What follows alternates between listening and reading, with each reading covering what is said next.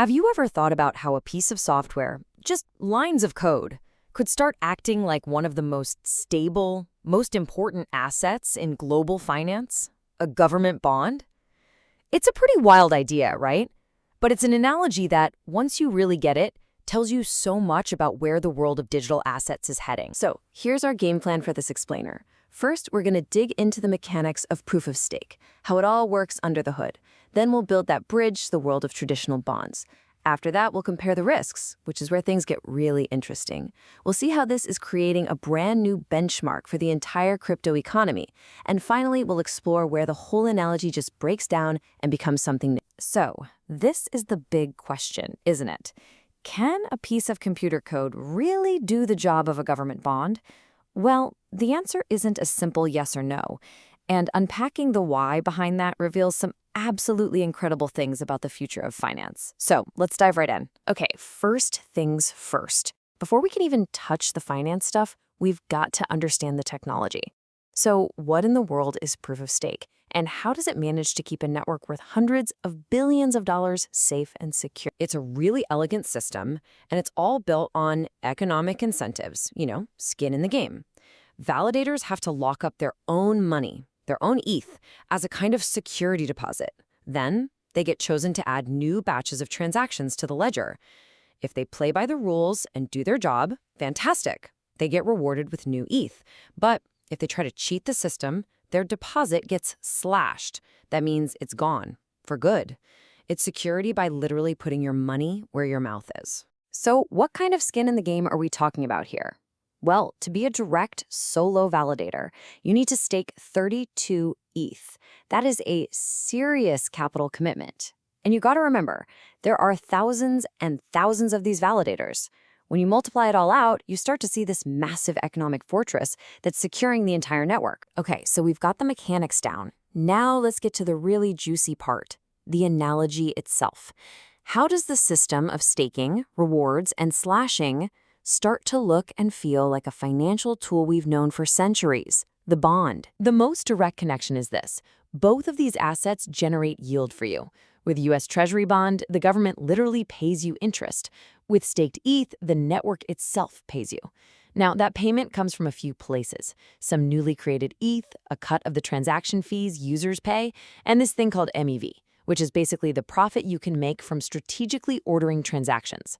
The source is totally different, but the end result is the same. You put up capital, and you get a return on it. And the parallels don't stop there. What about liquidity? If you want a bond, you can sell it pretty easily. But what if your ETH is locked up while you're staking? That's where this brilliant crypto innovation comes in, liquid staking derivatives. Think of them like a claim check or a tradable receipt for your staked ETH. It lets you trade or use that locked up value somewhere else in the DeFi world, acting just like a bond would as collateral in a traditional bank. It's pretty clever. Of course, there's no such thing as a free lunch. Yield always comes with risk. And this, for me, is where the comparison gets fascinating. Because the risks you face with a U.S. Treasury bond versus staked ETH, well, they feel like they're from two completely different planets. This table lays it out perfectly.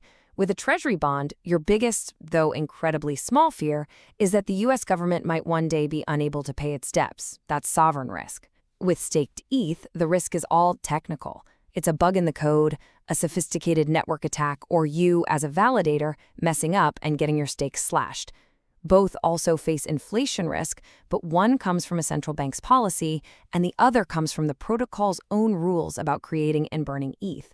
It's a whole new world of risk management. Okay, so this brings us to a much bigger idea. The yield from staking ETH isn't just a return for one person. It's actually becoming something like a foundational interest rate for the entire digital economy, a new benchmark. You know how in traditional finance, everything is priced against the risk-free rate you get from a government bond?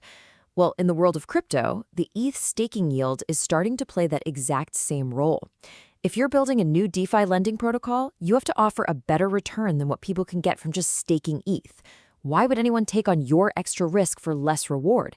It's creating this gravitational center for value across the entire ecosystem. And this quote just hits the nail on the head. Ethereum basically has its own monetary policy, but it's completely algorithmic. The protocol itself can change the yield to encourage certain behaviors.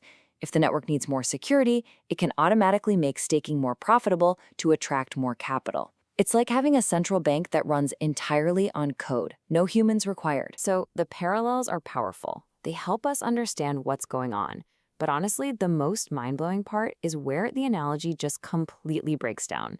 This is where staked ETH stops being just a digital version of a bond and becomes something fundamentally new, something a traditional bond could never, ever be. Here it is, the fundamental difference.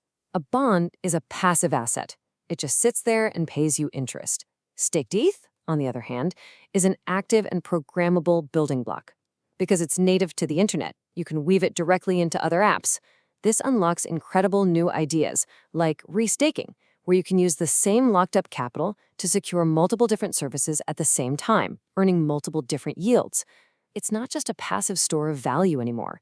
It's a dynamic, active piece of a whole new financial machine. And that's really the final thought to leave you with. We've seen how staked ETH can mirror a bond, giving us yield and acting as a kind of bedrock collateral.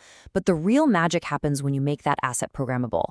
You open up a universe of financial possibilities that we are literally just beginning to imagine. It's the merger of the reliability of a bond with the infinite open-ended potential of software. That's all for this explainer. Thanks for joining us.